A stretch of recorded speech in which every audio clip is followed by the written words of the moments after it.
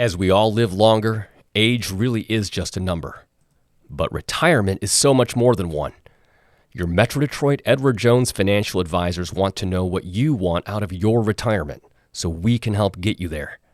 Call us toll-free at 866-975-8655. Again, that's 866-975-8655 to schedule an appointment. Edward Jones, member SIPC.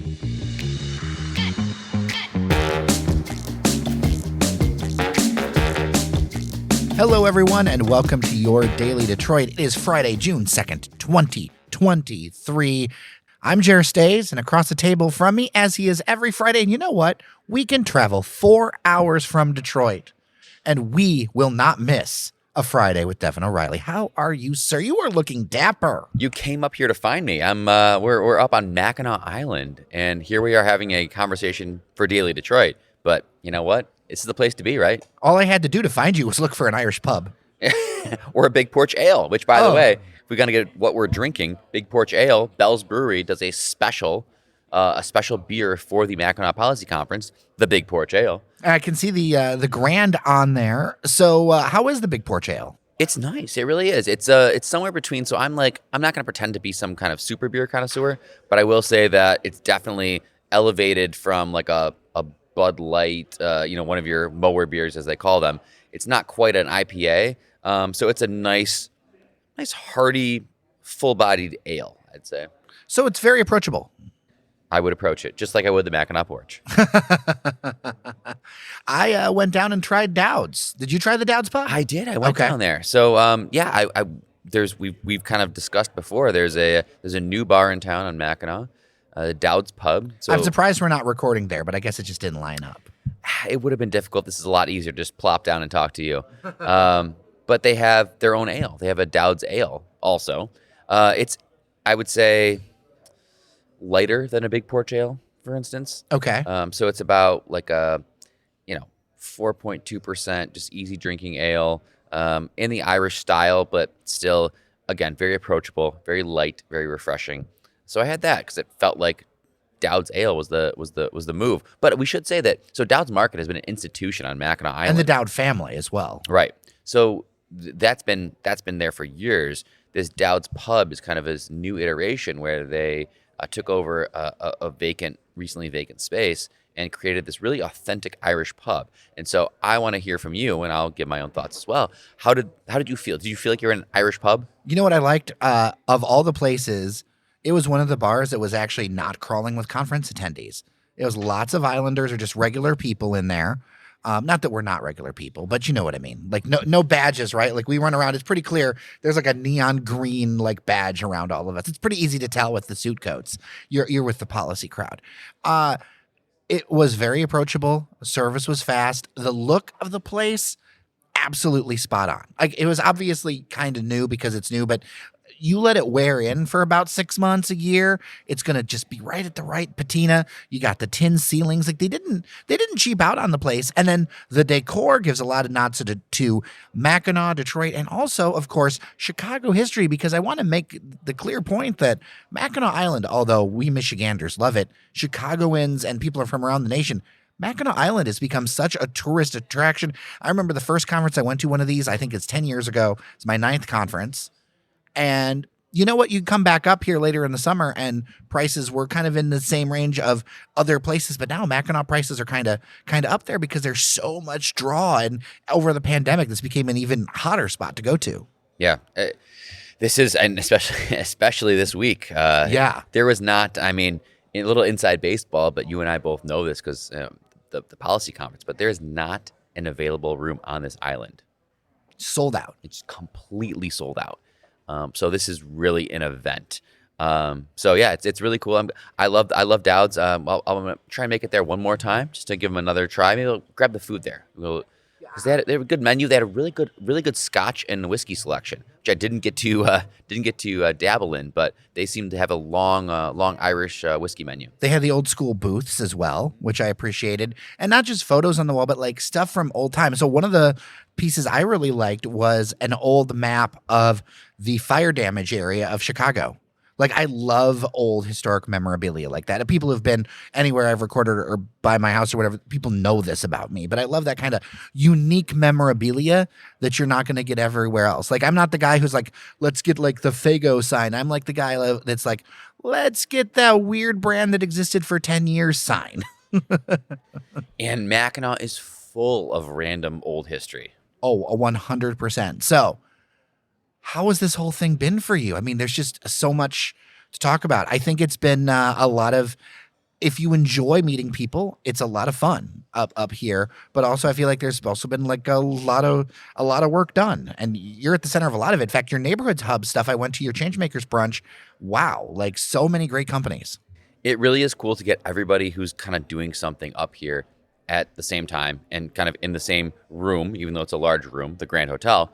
But it's just this Mackinac Policy Conference is such an incredible thing that happens. It's almost, I'm gonna say magical. I'm gonna throw on the word magical, but magical is really a way to describe how you have all these people from philanthropy, from nonprofit, from the business community, from government, who come together to just hang out on an island for 3 days and talk about some really important stuff and get stuff done. And I know that the conference has maybe a polarizing image. People feel differently about it. But at the end of the day, I mean, everyone I've met here, honest to God, everyone I've met here really wants to do good things and move the needle in a positive way. So you kind of head up Leadership Detroit stuff for the Detroit Regional Chamber. And I feel like that ties exactly into this whole like talent attraction conversation, all that. How are your leadership people, who obviously they're a little self-selected because they raised their hand to be a part of this thing, but they come from a number of backgrounds, how are they feeling about all this?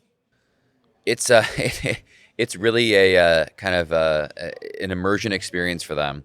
For folks who haven't been before, to experience this Mackinac Policy Conference, like you said, it's a whirlwind of networking, of you're constantly running into people who you could benefit from, you could collaborate with.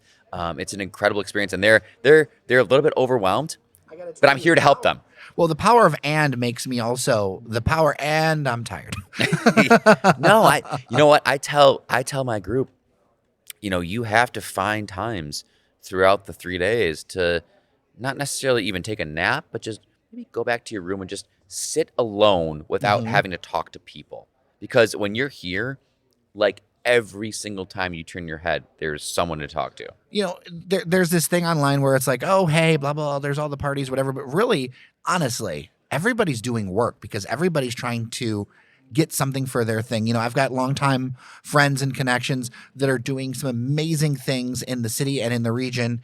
But here it's like, okay, you got to go, you got to hunt where the ducks are, and they are out there so that they can try to make the connections to raise money, the partnerships you talked about, so that their thing can move forward. And it provides a unique opportunity to do that. All the ducks are on the pond here, Jer, right? All the ducks are on the pond. This is where deals get done. It's really the people, the decision makers are here. And so what I also tell my group, my future leaders, and my Leadership Detroit folks is that different than other situations, usually you talk to somebody and it's like, well, I have to talk to someone else to make this happen. Well, no, here you're talking to the person who makes the decision. When I was working in corporate, one of the best pieces of advice that I got was never ask someone who has to ask their parents. And that is the colloquialism for ask the person who makes the decision, and you're going to have a lot more success than if you have to work through channels. Yeah, absolutely. So that's the ethos of this conference. The power of "and" is the theme. We talked with Matt Elliott earlier, and he spoke at the conference, and the idea of the power of "and" was really to initiate conversation. Matt and Sandy, our CEO, of the chamber, they both kind of spoke to the idea that there's so much polarization now in just anything. I mean, whatever you want to say, political, obviously, anything. There's just polarization, and this power of "and" means that it doesn't have to be an either or. You don't have to pick and choose a side. There's not a line in the sand that you have to stand on one or the other side. You can do both things, whatever those things are. You can do this and that, and I think that's a really good message, I think, honestly, to kind of take away for anyone going forward is like the power of "and." We can do this and that. So let's take the conversation a little bit lighter. You've been coming up here for a little while. What's like one or two of your favorite spots around here? Well, Jared, I'm going to be very straightforward here. The Pink Pony is Mackinac. Okay. When you're and you Paint know a picture. So I've been, but paint a picture. Let's not for pretend listeners. like we haven't tipped back a few at the Pink Pony. Listen, I brought up a pink shirt specifically for the Pink Pony later tonight. The Pink Pony is an absolute institution. They're celebrating their 75th anniversary this year. So they've been around since 1948. They are a massive restaurant, bar. They've got a patio outside. But I don't know what they've done before, but the magic is that unequivocally, every night, the party always ends at the Pony. So if you're at Mackinac, you know if you want to meet somebody later, just go to the Pony. And there's some unique features about it. Not, of course, there's the wooden architecture that people really do a lot to take care of, whether like the fire department's specially outfitted to take care of all that stuff. But like the layouts of these buildings is so unique. And one of the things that they have is their entertainment. What usually it's always that same guy for us, but I'm sure there's other people who play there. But their stage is behind the bar, surrounded by painted pink ponies. I feel like we're going to have to share a picture on socials. Yes, which on Instagram. One of us will do take that. because Yeah. we'll be there later. But we got to share the picture on socials because it is such an interesting situation where, there's a really great guitar player who sits basically behind the bar, but in front of kind of the bar wall, and that's the entertainment. And he does a fantastic job of all the songs. I will say, the two iconic songs of the Mackinac Policy Conference, from my experience, are Wagon Wheel. Yep. And Crazy Game of Poker. OAR. Look it up. Okay. The Pink Pony guy always plays Crazy Game of Poker. I've come to love the song. This is my endorsement for listeners to look up Crazy Game of Poker by OAR. Fantastic song. I'm kind of stunned, but yes, I will look it up, and I'm going to end up having an earworm, I'm sure, by the time of. It's already in my head, and you'll hear it later tonight. I love all the historic bits. One of the things that's kind of fun, I've stayed at places like the Island House before, and you wake up and hear the cannon from the fort. And I remember a friend of mine went to a conference here, a different conference, I think for preservation. Because a lot of the lawyers have their conference here, the Michigan Preservation Network has their conference here. People, because this is so public and because there's 10 media outlets sitting in the same room here, the reality is there's a ton of organizations do conferences up here. And so there was their first night, and they're like, what is going on with taps at night? And I replied back, wait till you hear the cannon. And they're like, cannon with the giant eyes? And you wake up in the morning and there's going to be the cannon. In fact, did you know that you can sign up to fire the cannon? No. Can you? Yes.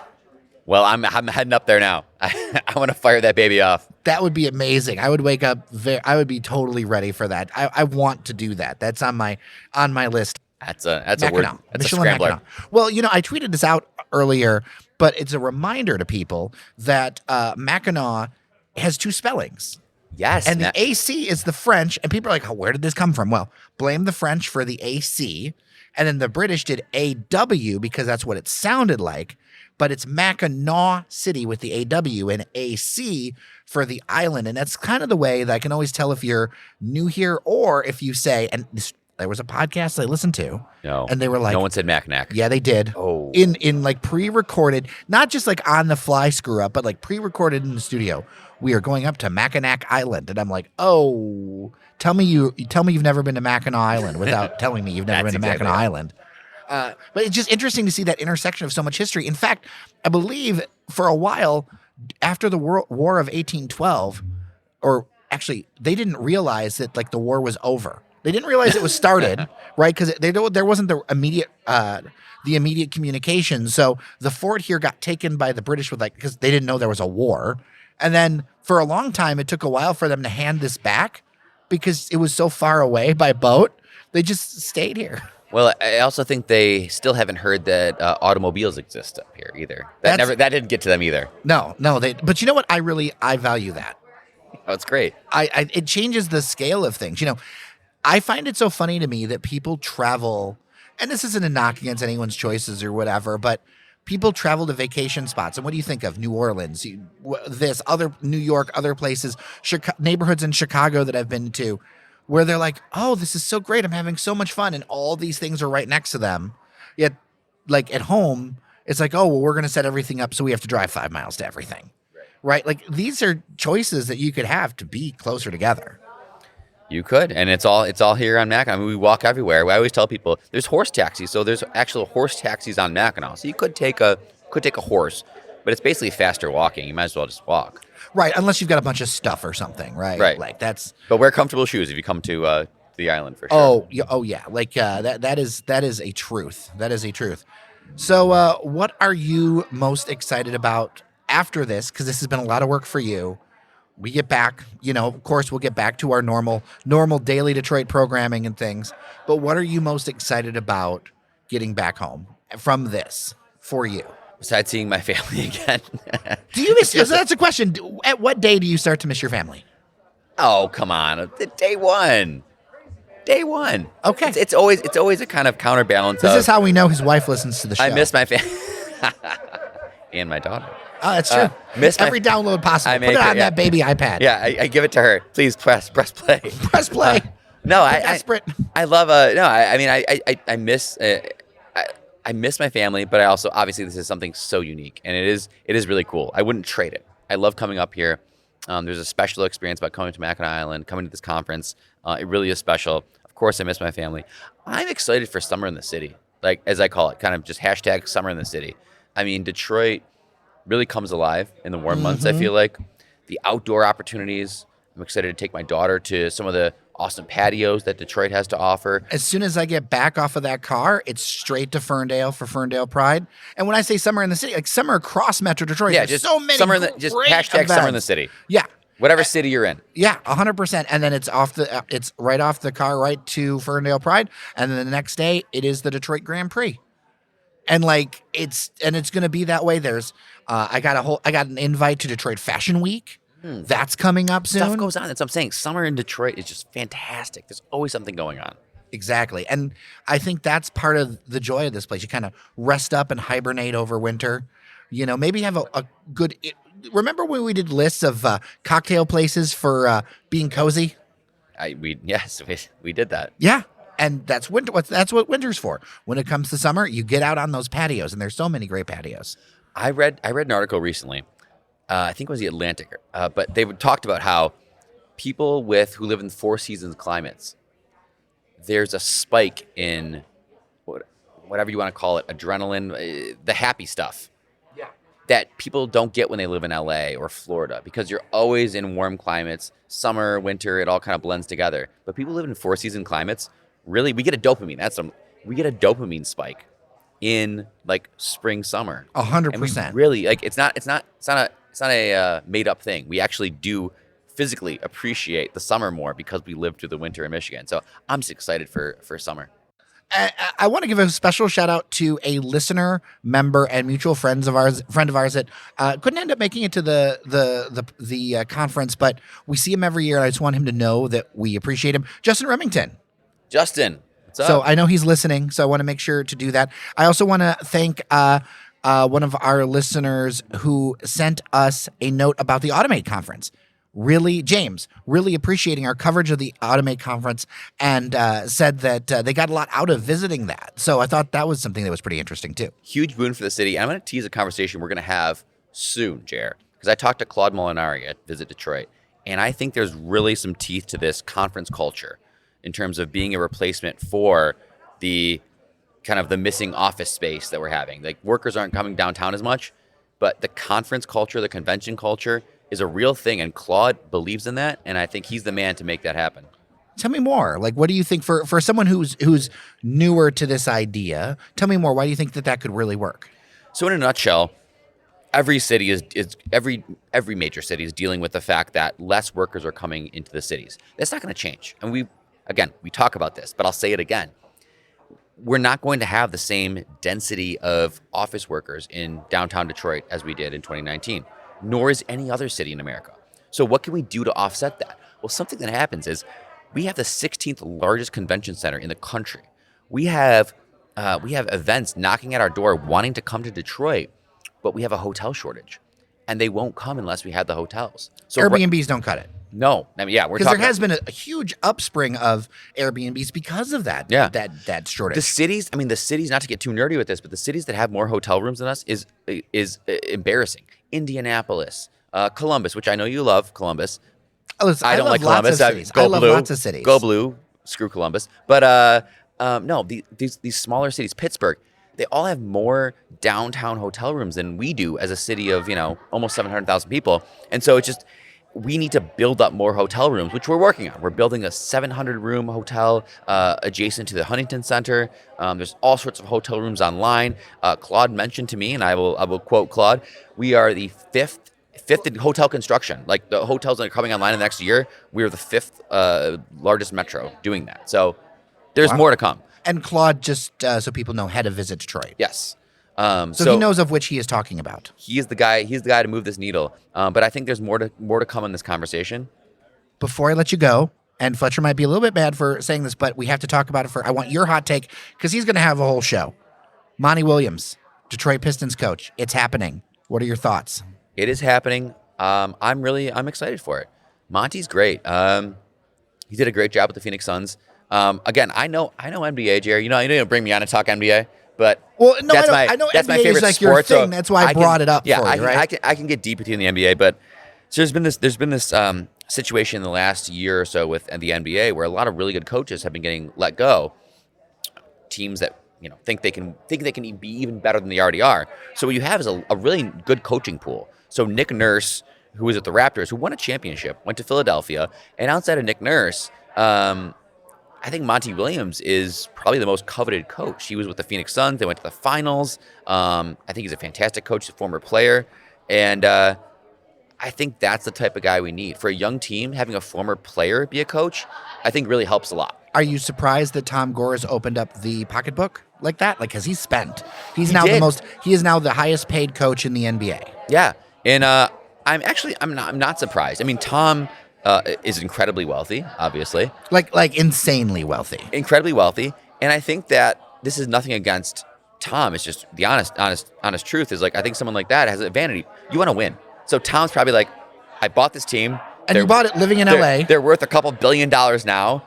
We need to be good. We've got this great player. We've got Cade Cunningham. We've got Jaden Ivey. We've got Jalen Duren. We've got this really nice core of young players. I want to win. So Tom's probably like, F it. I'll open the checkbook. Let's do it. Let's get a coach in here who can win. And then I think that's what we'll do. I think a lot of Pistons fans are very happy this week.